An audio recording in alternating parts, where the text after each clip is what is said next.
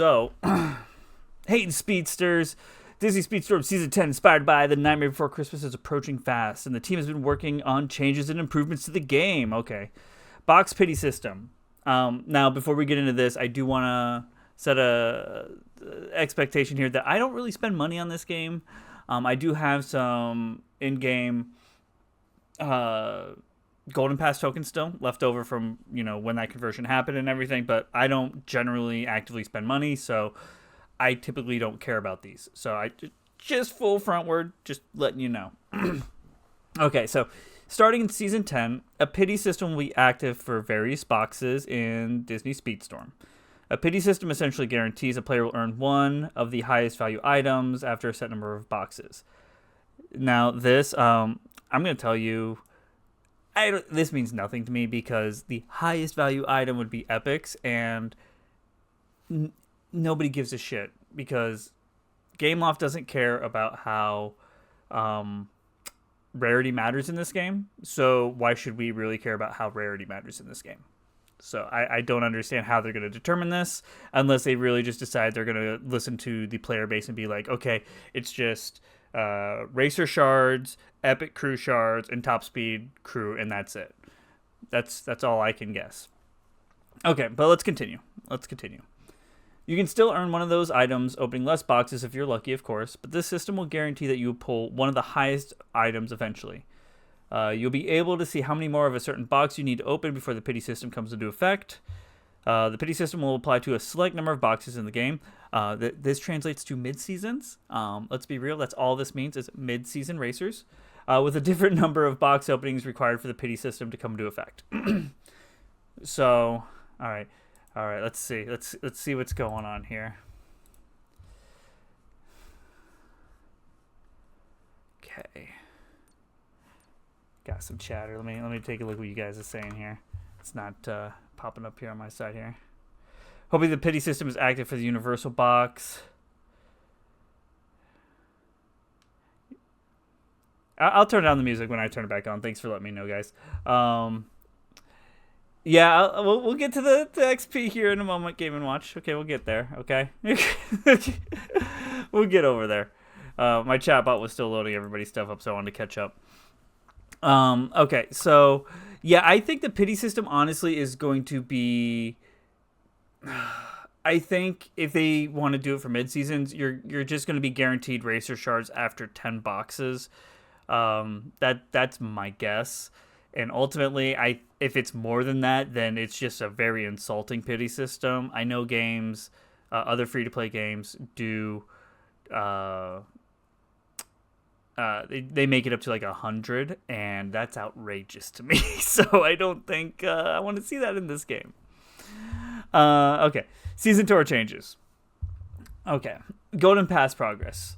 There's a little caveat to this, so we'll get to that here in a moment. And so Golden Pass progress will now be earned exclusively from completing daily and season missions. Completing race goals to earn medals in the Season Tour chapters will still unlock additional race nodes and rewards, but will no longer earn XP towards the Golden Pass. Instead, you will now get season coins instead of XP. Now, this particular change, I know a lot of people have been upset about.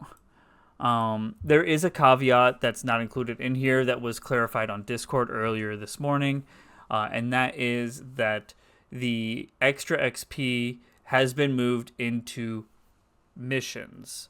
Now, this could be good or bad, and I do want to clarify that if they make the bonus XP in season missions, I'm honestly okay with that. And the reason why is because it doesn't add as much FOMO as putting them into daily missions. If they increase daily missions past, what now, 250, I think, right now? Is that what it is per thing? Per daily mission, so you get like 750 a day. If they put it there, then that really makes it so people have to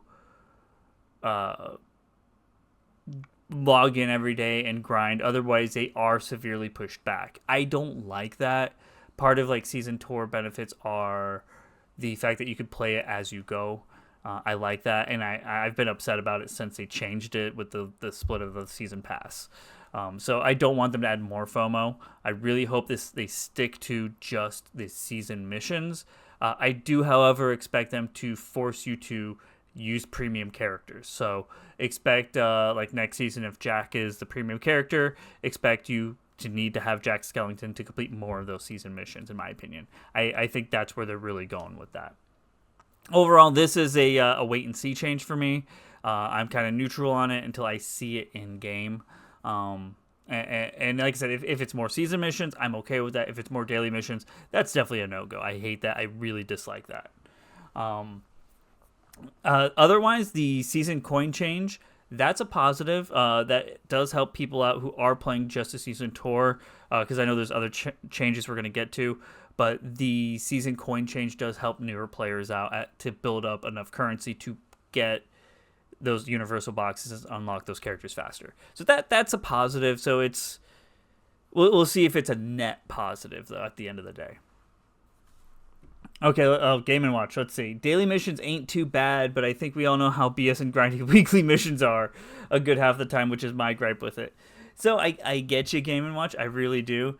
That's why I've gone and really pulled my mindset away of completing them at ASAP.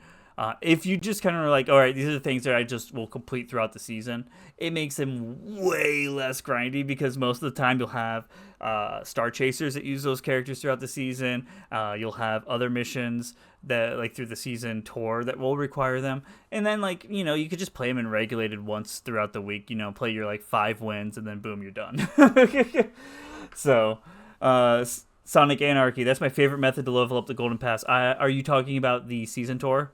I will say it does this change does make the season tour chapter releases less exciting because that means you do get less completion towards your Golden Pass. So when they say they're going to make up for it in missions, I really hope they're just mean they're going to add more season missions to complete each week to kind of make up for that. As opposed to just buffing the number of XP points you get per mission. And then that would also mean we don't have to deal with the daily missions, right? They're not really going to go up in that case if they just add more season missions. And I think if that's the way they go, this is overall a net positive. It does make, like I said, it does make the season tour less exciting, unfortunately, for you, Sonic and Game & Watch. If you guys look forward to that, I do. It's one of my things I do Friday mornings when they come out. We don't talk about the stun mission, okay? We don't talk about that. We don't talk about that. All right. New chapter. All right. Previously, the season tour chapters contained both a main path and a side path. The side paths typically had a higher requirement that players could compete to earn additional awards. And starting in Season 10, these paths will no longer appear in each chapter, and instead will be in one single chapter available at the beginning of the season. This, to me, is a way to just kind of like address the complaints people have with the season tour. I'm sure everybody, like, I'm sure if you see it, like social media always blows up on this one. Every week, chapters release, and you see that the additional bonus nodes are now like people feel they have to complete them. If it's viewed as more of a bonus chapter, I think people are more accepting to not being able to do those nodes. Do I personally think that this season tour should be designed in a way to not allow new players to complete it? No. So there are situations where we've seen outrageous asks in the season tour. And for those specific nodes, I hope they kind of tone those down and give the expectation that people who started this season, if they play the whole season, buy the Golden Pass, they should be able to complete everything in the season tour no matter what. So that's up to then Gameloft to do things like add additional opportunities for players to get stuff for free, such as not ranked, but like regulated rewards or limited time events to add new stuff to the game for them.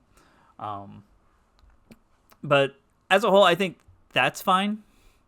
No, not a really big problem. It's for me, it just gives me something more to do on day one of the season launch. So there's that. RB challenge nodes. Okay. I have not looked too far into this. I've read quickly on this. So I'll just read it as we go and we'll cover it, guys. So a new feature is coming to the Season Tour in Season 10, which is the RB challenge nodes. Once a player has reached player rank 25, and player rank is the... Correct me if I'm wrong. That's the total multiplayer rank, right? Player rank is... Because there's collection rank, and then there's player rank. If I'm wrong, correct me. Please, chat. Please correct me if I'm wrong. But player rank is your ranked multiplayer rank. So you have to play some ranked before you can do this. Okay. So we're not talking about new players here. Keep this in mind. Any new player that complains about this should not even be able to do this. Okay? And if you are, just listen. Certain race nodes in the regular season tour will have RB challenge nodes. Okay? An RB challenge node will be extra, more challenging race goal with higher level requirements to complete in addition to your normal 3 race goals. Players can toggle this feature on and off at any time. Completing this additional challenge goal will earn you with extra progress towards an RB challenge milestone, which is an additional reward track for players to earn some items. It says great there, but I don't believe they're great. Not until I see them. So here's the thing.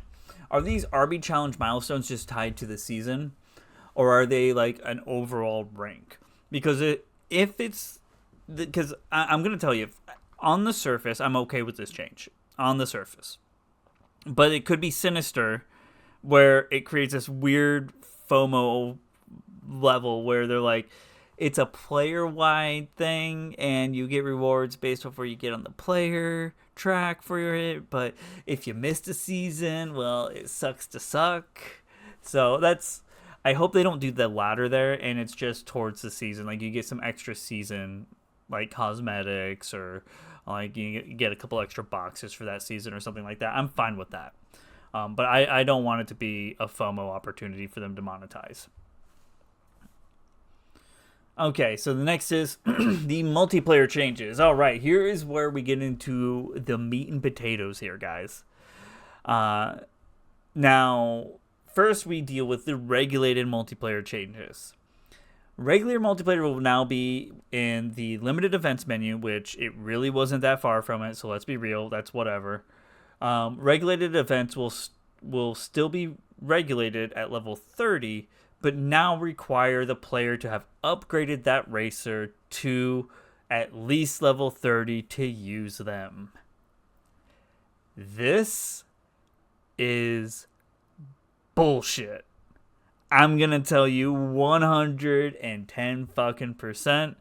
This is the stupidest fucking change in this entire patch.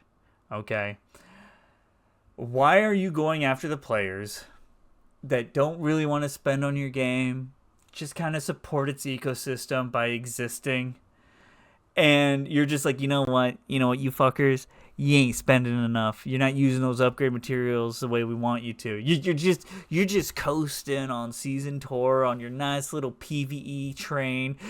Fuck you. If you want to play anywhere else in the game, you need to level them up to 30 to even try them out even further. I think this is overall bad. I think this is insulting to the player base, and is the worst change no matter what you want to pick out here in this. This is the worst change for the health of the game. Everything else, as we go through, I have a very big wait and see approach on, but this is the only, this needs to be reverted ASAP. And I don't know what they're thinking. They definitely can't be hurting that hard on money considering the whales you see on the leaderboards. So yeah, no, they don't need to do this. This is just a way to hurt that player base, and Regulated's already been hurting since team mode's been introduced. You don't need to hurt that player base anymore. Okay. Yeah. I'll give you guys a moment while I get a drink here to catch up.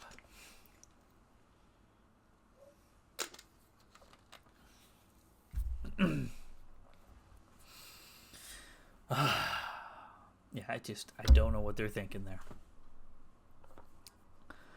Okay, moving on, we'll talk about the unique skill drops. If we can always come back to this regulated talk if anybody actually has any disagreements on it. So, racers can no longer pick up more than 2 unique skills in a row. This is good. I know some racers currently rely on their uniques to stay in the lead or to catch up. And I think at that point, it's more of a balanced conversation of those racers. Like, why do they need their unique that much? Why? So, with that said, this means you can get it twice in a row, but the third one's guaranteed to be something else. Fine with that. I'm fine with that. You know. Going back to the regulated, I didn't cover the fact that you can still use guest racers, but I don't think that really changes the problem with the regulated changes. That's the biggest thing. Okay, especially since they are saying here, I forgot to cover, players will still have the same rewards. So now you have to pay to play in here, but you don't get the any more rewards. You still get your 3 stupid shards of a character. They could at least up this to what it was in Season 2 of 10 shards, if you're going to make people spend resources in game to play this mode, or if mid-season racer spend extra fucking mats or tokens in game to unlock said racer. I don't agree with. Oh, I went too far down there. Whoopsies. I don't agree with that though, at all. This I'm fine with. All right, common skill improvements. This I know has some people up in arms, so I am curious to hear what you have to say about this. So. For those of you on YouTube, if you have any thoughts on this, I want to hear them. I really do. Because this is what we call in the biz a meta shakeup. I think this is going to either ruin the game even further or completely shake the meta up to the point where some racers we didn't see will start seeing play again. So we'll see. I'm very wait and see on this. So Brawler, Defender, and Trickster class racers, so everything but Speedsters, will no longer pick up the common skills of Boost or Rush while they are in first place. Okay. I'm not going to comment on this yet. We'll tackle the next one. Speedster class racers will no longer be able to pick up more than one of the common skills Boost or Rush when they're in first place. Well, in a row, so you can't get them back to back. This small change, I think, while okay, let me start with saying I don't like that they can't pick up those things. Or the Speedster, like, they at least get one that they're kind of exempt here. But the other ones, they cannot at any means get it. I would rather them just severely decrease the chances. So if you do get it, it's rare. Similar to how it is in Mario Kart, where when you're in first place, you're less likely to get mushrooms. It can still happen. It's just very, very rare.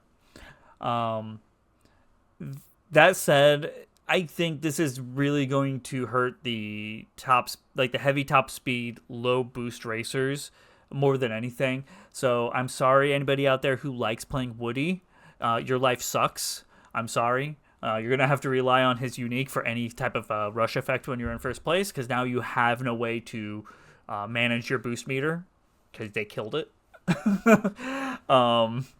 But for the heavyweight racers, Sonic, I'm so sorry. Oh, I'm so sorry, man. But for other racers, like, I'm curious to see how these changes affect Hans. I'm waiting for the rest of the updates, because sometimes they release a separate racer balance patch, and if we do get one of those, I will cover that. But if they don't, then some heavies are going to be hurt way more than others. I think characters like Sully, who can generate large amounts of boost meter instantly, are going to go up in people's rosters. Like, they're going to be like, oh, this character is suddenly good all of a sudden. So things like, I think it's definitely going to shake up the meta a little bit, if not a lot. And then lastly, okay, we got this other one here. All racer classes will no longer pick up the following skills when in last place: fire, shield, bomb, or cloak. So, I don't know how I feel about the defensive options necessarily. I do kind of like not being able to get fire or bomb when in last place. More fire than bomb, to be honest. In real close races, it can matter, but generally speaking, I don't. Like, if you're really far behind, those skills are just throwaway skills, and I hate throwaway skills. But again, this should be a situation where instead of just removing them from the skill pool, they should just look at weighting them, so you're less likely to get them, and then you're more likely to get the skills that matter for the position you're in. You could still get unlucky and still get like a fire, shield, bomb, or cloak, but then at least like with the shield or cloak, for example, you could be like, you know what, I can at least have a defensive option for a little bit. Or with fire, if you're close, or fire or bomb, if you're close enough to another racer, you could still get value off of it. So while I appreciate them looking at the skills, I don't think removing them entirely from the skill pickup pool is the best way to handle that. All right. Nitro fuel bottles. Currently, only racers who are within a certain distance of a player in front of them and following their path benefit from the slipstream bonus to fill their manual boost bar. So, slipstreaming. Starting in Season 10, any racer that is not actively granting this bonus, because there are no rival racers in close proximity to them for 5 seconds, will start to spawn nitro fuel bottles directly behind them on the track every few seconds.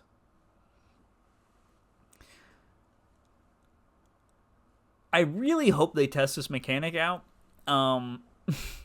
because the weirdest thing about this is the person in last place is going to be dropping nitro fuel bottles. Why? I don't know. But they're going to, based off of this. Oh, never mind. In a certain distance in front of them. My bad. So last place can't. Okay, I reread that. Oh, no, just a slipstreaming boost bonus here. So,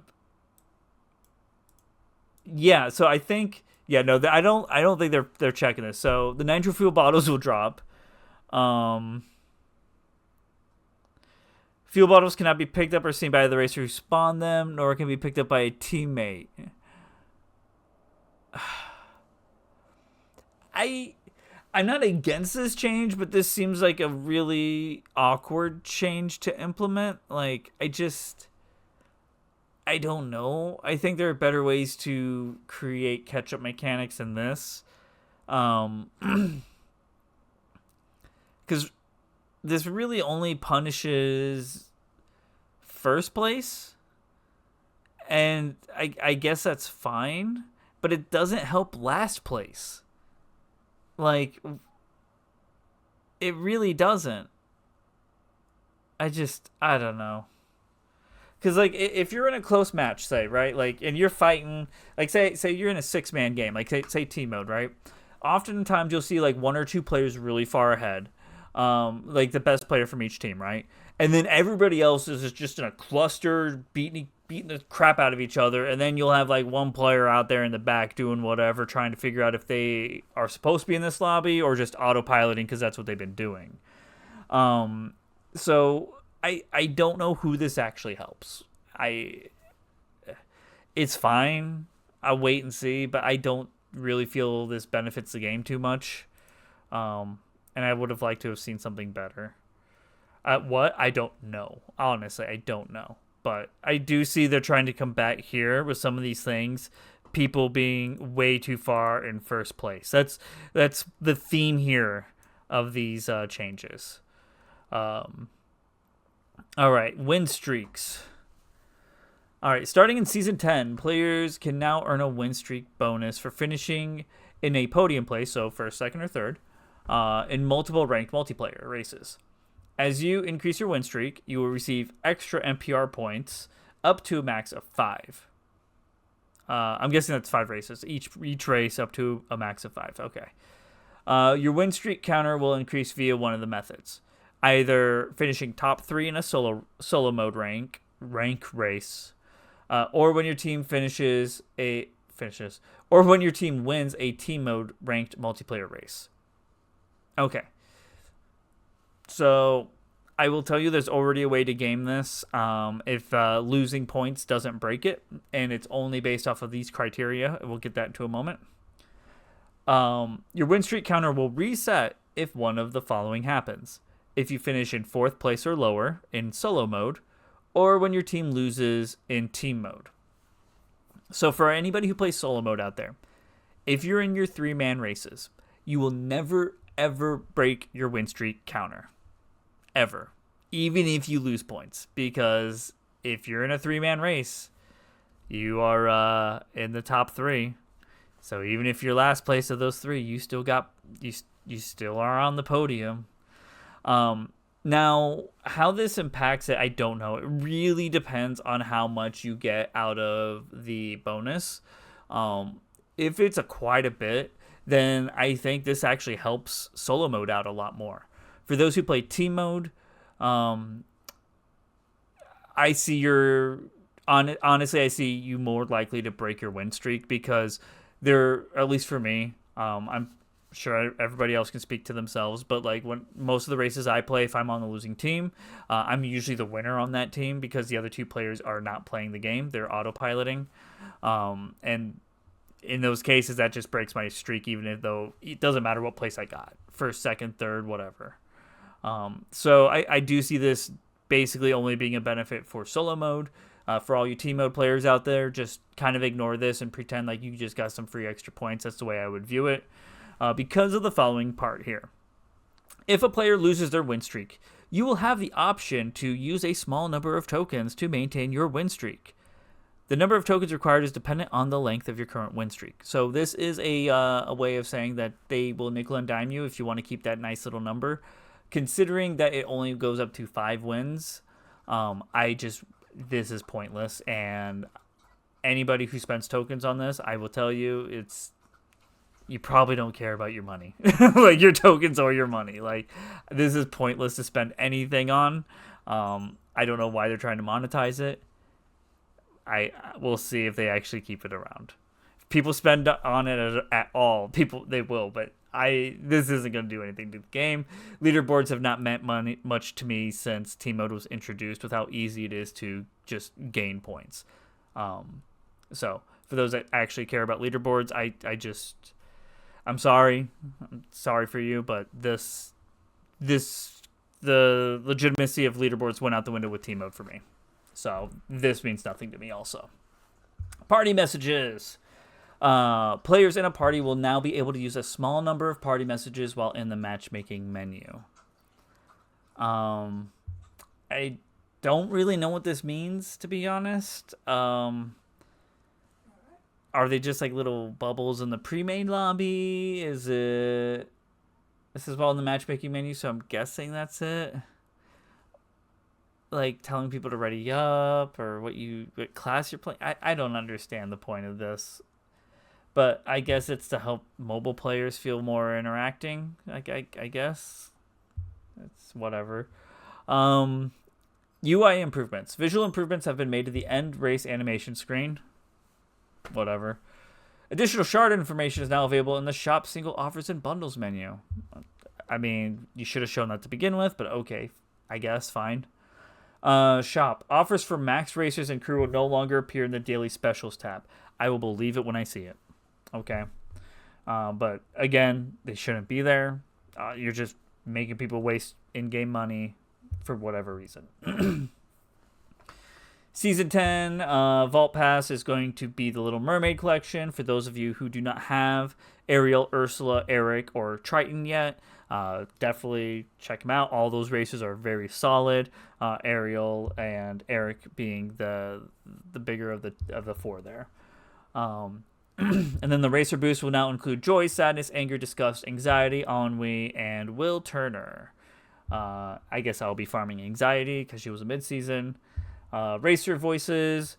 This season, the racers, Jack, Skellington, Sally, Oogie Boogie, and whatever the mid-seasons will have in-game voices, with Sally receiving hers during the second half of the season. This either means that Sally is the or is the freebie, or she's the one that's introduced in part 2. I'm going with she's the freebie because they did the same thing with Fear during the Inside Out season. And then some Crash bug fixes here. So that takes us with that